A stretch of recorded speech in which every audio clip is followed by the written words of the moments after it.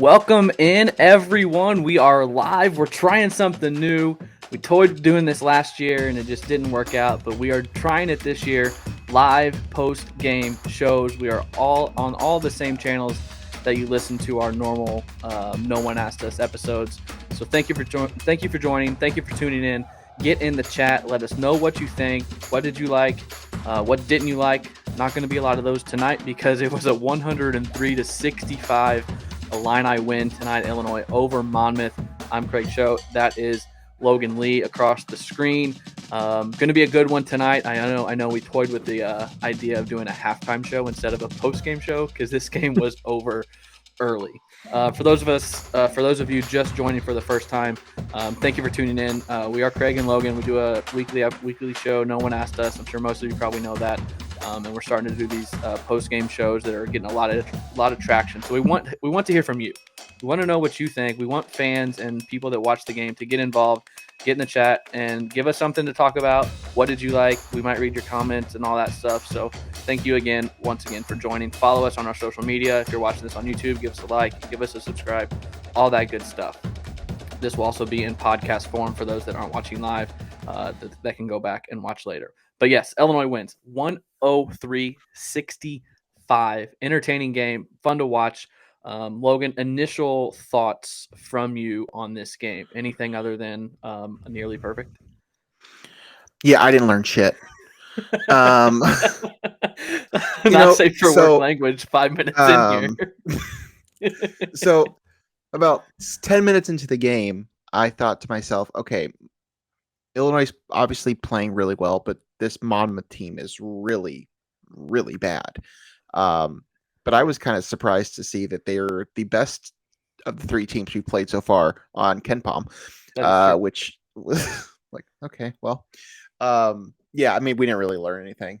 It's the same thing we've been seeing. There's a absolute dominant scorer on this team. Terrence Shannon can do literally anything he wants with the basketball against some of these teams. And there's some supporting pieces around that.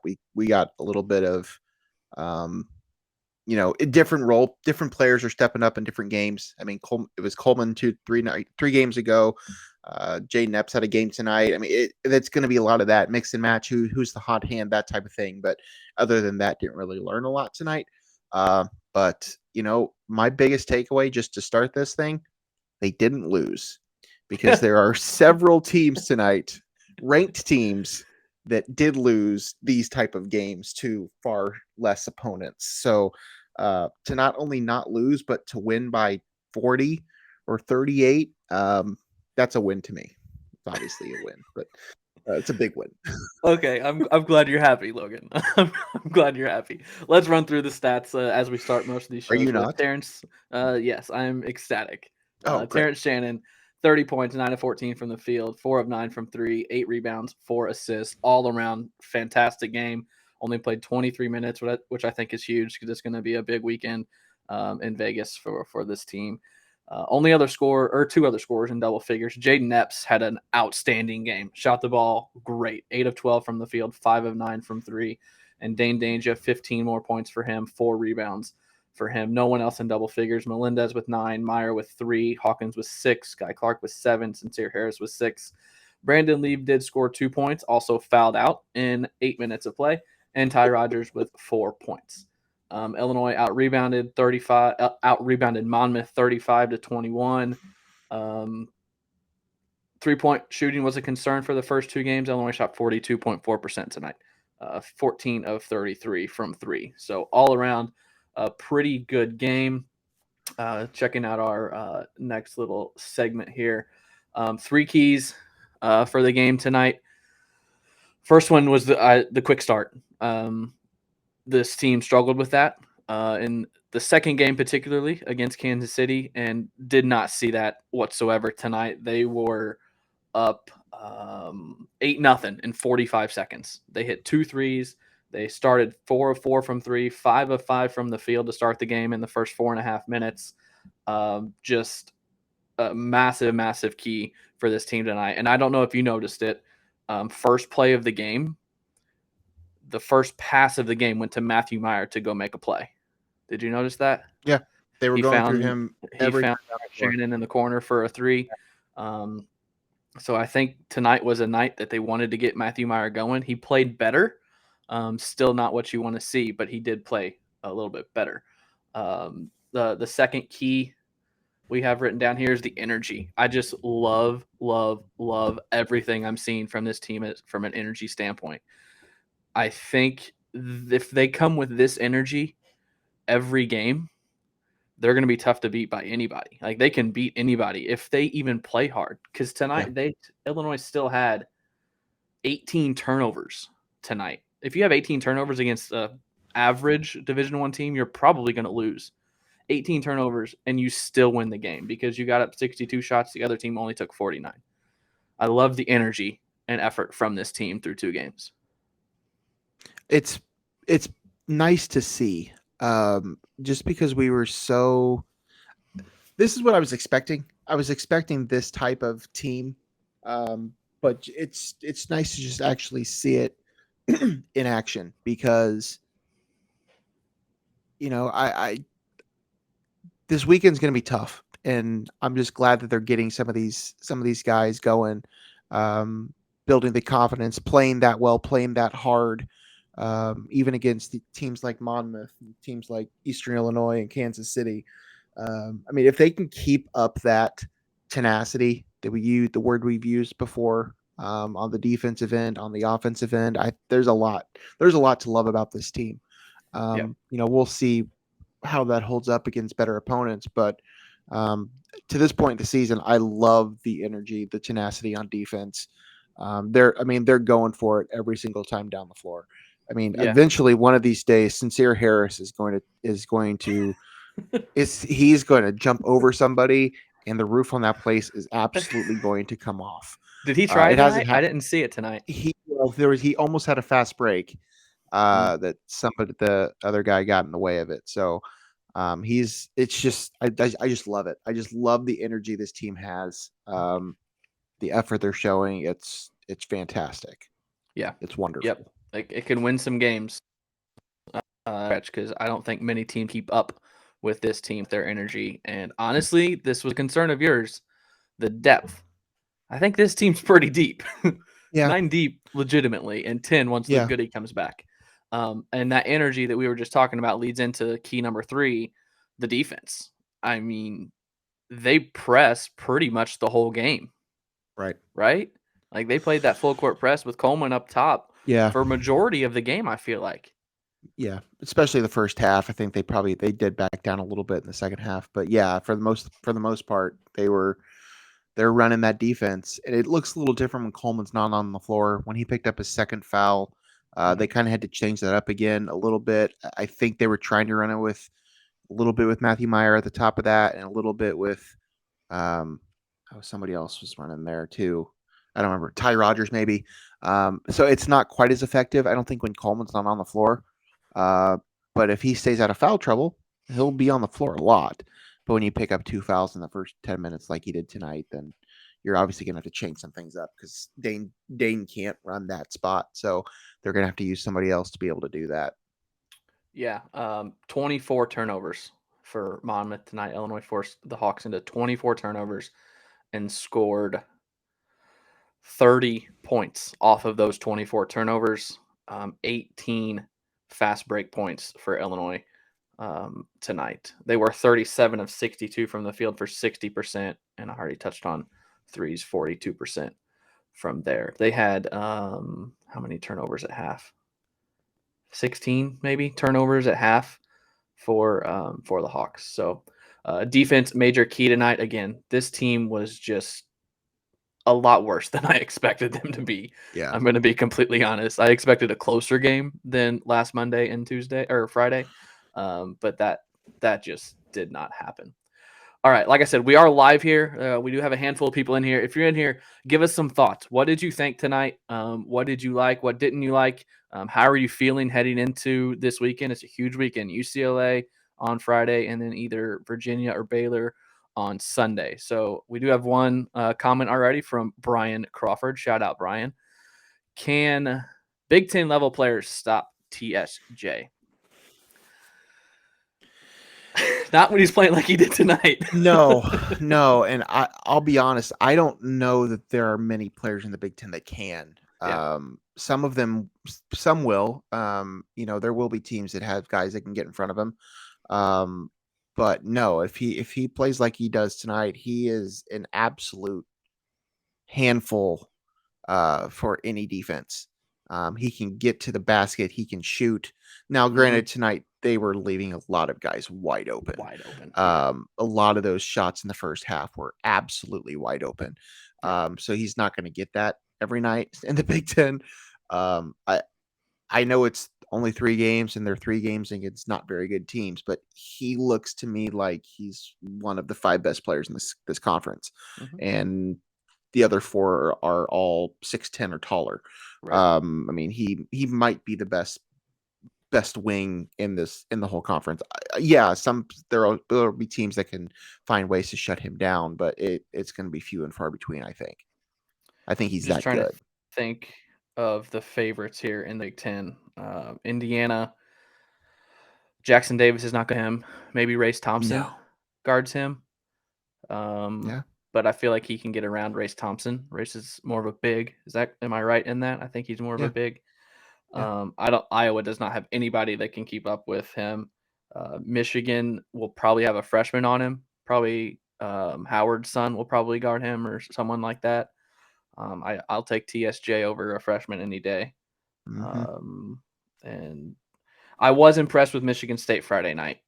Their game against Gonzaga. They guarded well. So they might have some people, but it's going to be tough to stop Terrence Shannon Jr. when he's shooting like he was tonight. If he's not shooting, you can sag off of him a little bit and clog the paint up. But if he's shooting like he did tonight, it's going to be very tough to stop Terrence Shannon Jr. Too bad he didn't come here out of high school and we got 4 years of this. That would have been awesome. All right. That would have been an electric factory of a team if he was here for those other years. Who's your everyday guy of the game? Logan Lee? Well, I mean, easy picks would obviously be the guys that scored 30 and 20 points. I liked what I was seeing from RJ Melendez. He was the guy that we've mentioned the past couple games we haven't really seen much out of. And he showed up tonight. Scored 9 points, 5 rebounds, 2 assists, 2 steals. Had a couple really nice plays in the first half early on in the game to get a steal on a fast break. I think there was a couple different things that I just right off the bat, like within the first few minutes, that was one of the first things I wrote down was RJ Melendez. He's, I was not necessarily worried, but we just haven't seen much out of him these first couple games. And he was one that I was kind of high on this offseason as somebody that could really take that, that sophomore leap. And we hadn't really seen it yet. And not that tonight's performance was an indication that he's going to make a huge leap, but this team is full of guys that can do a lot of different things. And he is one of them. And when he, is contributing like he was tonight, as I said, almost double figures in points, and then to fill up the stat sheet with those other numbers too. Had a couple turnovers, but I liked what I was seeing out of him. So I was really happy to see that. Just that he was able to, contribute a little bit more tonight than he has the first 2 games. Can I take a cop out here? If one of us has to take Shannon, right?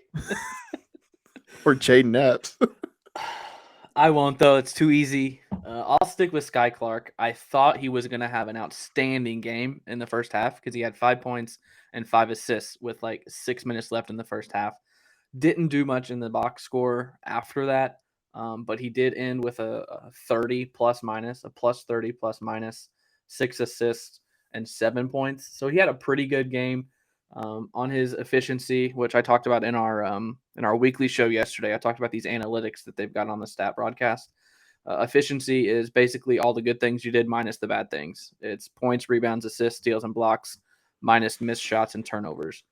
And he was 3rd, 4th on the team in efficiency. Your guy, Melendez, was right above him at 13. Sky's efficiency was 12. So pretty good game for Sky. And that move, the layup he made in the first half, where he drove and just muscled his way through. That he needs to do. He needs to get to the rim, and he's so explosive. And I'm very confident in this team with the ball in his hands and him running the point still. Neither him and I kind of talked about this on Friday, but neither him nor Jayden Epps look like freshmen No, out there. And that's what you need. That's why you play these early games against these type of opponents. They need to build up the confidence. These guys need to play together. They're going to be on the floor together a lot. They don't look like freshmen. Now that will obviously shift. There will be plenty of freshman mistakes as we get into tougher competition, get to the heart of this season. But so far, especially Sky tonight, it just does not look like a freshman, and that's a nice thing to have, because when you are running freshman point guards out there, you want to have some, you know, some confidence there that they're able to be mature enough to handle it. And so far, the return is positive on both of those guys, I think. the Sky Clark Dain Dainja pick and roll in the first half was lethal. Dain Absolutely about lethal. murdered a guy without even doing anything. Didn't move. Didn't move. Took a guy's head off. Did Yeah. not And then the move. next time he got called for a foul. Yeah, he eventually Uh, got called. He did it a few times, and they didn't call anything. And yeah. then eventually he moved a little bit. They whistled him for it. Looking more at the box score here, I just kind of anything that catches my eye. Minutes played here, I think, is important. Yeah, Ty Rogers with 28. Terrence Shannon played 23, and so did Jayden Epps. But Illinois had 1, 2, 3, 4, 5, 6, 7, 8, 9 guys between 14 and 23 minutes. 8 guys between 14 and 23 minutes. So everyone's playing similar minutes. We don't. It's not like in years past where your starters play 30 plus minutes. Trent Frazier plays 40 minutes in a game. Like, because they have so many guys going and they're running and full court pressing, you're going to see 9 guys routinely play 15 plus minutes, and you saw that tonight. And I think that says a lot about this team early in the season. And I know it was a blowout. It was a 40-point game, so you're able to play these guys more. But um, I said earlier we were concerned about depth going in. I don't think that's an issue. I think through 3 games, I know the competition's terrible. Like, we haven't played anybody, but that's probably a good thing because you're getting these guys confidence, which I Yeah. thought might be a big thing for Matthew Meyer tonight. I thought he might play 25 plus minutes and some scrub time to see some shots fall and stuff like that. But he played 20 minutes and he only had 5 points. So he's still struggling. Need to get I him. Maybe he has a coming out party against Baylor this weekend. I don't know what's going on there. I don't know. I'm not Underwood sure said if we'll on know. Friday he's got a guard. He's not playing Yeah, good defense. and that certainly will play into it, but he's not doing much. Yeah. The good and the bad. A lot of good, a lot of good. But what's your one good here? I like that they're spreading the love. I know we kind of talked about it. You kind of touched on the minutes here. 10 different guys scored for the Illini tonight. Everybody except for Paxton Warden and Connor Servin, I think, got to the point column. And you still had a guy score 30, another guy score 20, another guy score 15, but everybody else was pretty spread, throughout the point total at least. So, as we just talked about, that's kind of the nice thing about these early games is you can kind of get the guys' confidence up, and especially the freshmen playing together. So, getting those type of minutes, getting Brandon Lieb minutes. Love that he fouled out. I don't know why he needed to foul out, but I love that he did in 8 minutes. It wasn't quite a trillion. It was far from a trillion, but that would have to make Mark Titus proud. Yeah, I love that they were spreading the love around a little bit. I was really hoping Terrence Shannon would go for 50. I was really Yeah. hoping he would. What's Definitely slowed down in the second half, but I wonder when the last time an Illinois player scored 50. I know I was looking it up earlier. I don't. Paul hit 40. Paul hit Yeah, 43. and Malcolm Hill was close to 40, I think, once too. Yeah. Kofi had 38. Yeah. You don't have it written down here. What's your bad? I mean, it's the same thing you're going to talk about. It's the turnovers. It's sloppy. Yeah. There's still some flaws in how this team plays a little bit. They're still a little out of control at times. There's still some errant passing. There's still some freshman mistakes. This stuff that will continue to be the case for a while.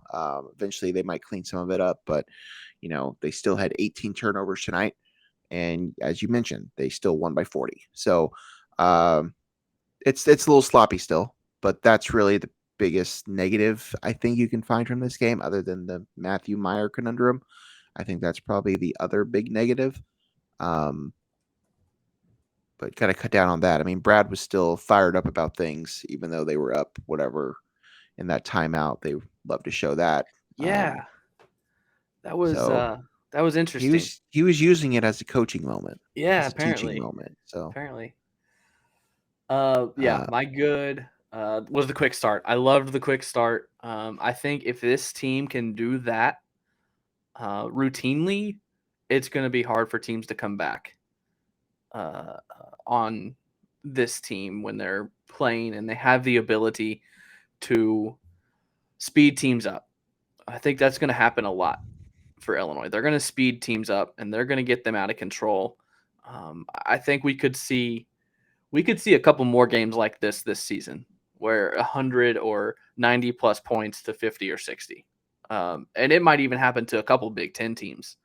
There are a couple Big Ten teams that I could see Illinois totally just taking out of their game and speeding them up and getting out to an early 10, 15-point lead and just never looking back. And that's something, too, that we haven't seen in the past. Illinois has yeah, had trouble stomping on people's throats. I think yeah, this team might be able to do that. They got some yeah, dogs. They they got some do. guys that don't want to quit. And I think tonight we saw a glimpse of what could happen a couple more times this season. Yeah, and I think that comes too from a lot of the length and versatility that this team Yeah. has. I mean, we've just grown so accustomed to having 6 foot 6'1" guards and one post player, and like you're just limited in what you're able to do defensively from that standpoint. Yeah, Trent Frazier was a great defender, Hmm. but he couldn't guard anybody over 6'3" um, sufficiently. So just the ability to not only play that good of defense and as you talked about, kind of shut teams down at the end or whatever, just the ability to do some of those things and have the link to do that is going to go a long way with this team. Yep. My bad. The same as you. The turnovers. This is a young team. This is a team that 7 of the 9 contributors on this team are new to the orange and blue. Coleman Hawkins and RJ Melendez being the only two that um, are holdovers from last year's roster. So I don't know whether it's the young guys just transitioning to the college game or just gelling with each other and still not being on the same page when you think a guy's going to take a backdoor cut, but then he pops back out and you throw it to the back door and he's not there. I don't know if it's communication or what, but what do we say? 18 turnovers. Yeah. That's just going to Yeah. come with playing more, playing Yeah. together more, being on the court more. Yep. That's all that is, and that's stuff that will sort itself out eventually. But you're going to run into that. It's early season stuff. It's you know these are games you should win, and you did. You won this one very convincingly. Yep. Um, just got to see how well it translates into tougher competition, because Friday is a little more different than what we saw tonight. Yep, it's coming. It's coming. Again, we are live here for a couple more minutes, not much longer. But for those of you that are watching, if you have any questions or comments, put them in the chat. We'll read them out loud. We'll leave a couple minutes here at the end to get to your questions or thoughts on the game tonight or what you want to see this weekend. Everyone wants to see a 2-0 weekend.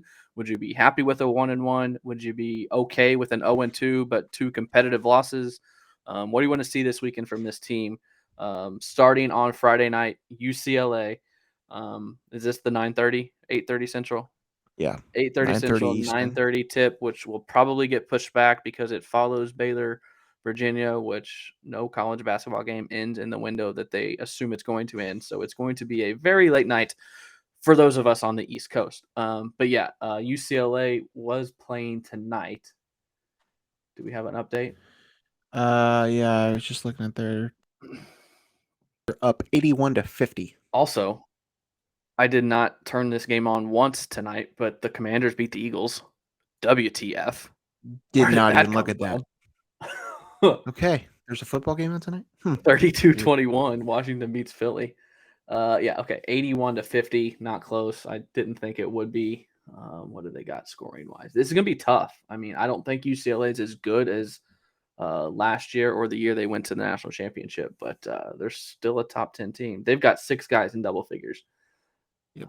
Jaime Jaquez is still there. Tiger Campbell, 11 points, 7 assists. Miles Johnson is gone. Who is the other guy? Jaime Jaquez and Johnny Juzang. He is not there. He went pro. But Amari Bailey, I think is his name, a freshman, a very good freshman, 11 points, 5 assists tonight. So it's going to be tough. It's going to be tough. Touched on it in our weekly show, but what do you think heading into the weekend after tonight? I know tonight we didn't learn a whole lot, but No. how are you feeling? I mean, I'm feeling all right. I really Yeah. am. I really like what I'm seeing from this team. I think there's, as we said, there's going to be a lot of growing pains along the way, and there's going to be a lot of bumps in the road. But I really like what I'm seeing from this team. It's different than what we've seen in the past, but they have a lot of weapons. There are a lot of guys that can score points on this team, and their length and versatility on the defensive end is going to be trouble for a lot of teams. Um, I think the biggest issue they're going to have is when they go up against some of these Big Ten teams that have some of the best post players in the country. Yeah. And I don't know if that's something Illinois can stop. I don't know if Dain can hang with Hunter Dickinson. I don't know. Coleman's your best shot there, and that's my biggest concern. So you're gonna run into some issue, I think, with those type of teams. But I think Illinois can really have their way with a lot of the middle tier and below Big Ten teams and non-Big Ten teams that they see. But I'm not sure that those teams are who they're going to see in Las Vegas. Texas is not one of those teams. So there's definitely going to be some bumps. I would love to see at least one win this weekend. Obviously, two would be fantastic, but I'm not counting on that. I think just getting a win over somebody, whether that's against UCLA in the first game or one of the other teams on Sunday, a win of any shape and size. I would take one win, a combined one win from football or basketball. If basketball goes 0-2, but football beats Michigan, I'll take that as well. Like, that's fine. It's a good thought. That's a very good thought. It's 3 big days for Illini Nation coming up. I take don't one know win.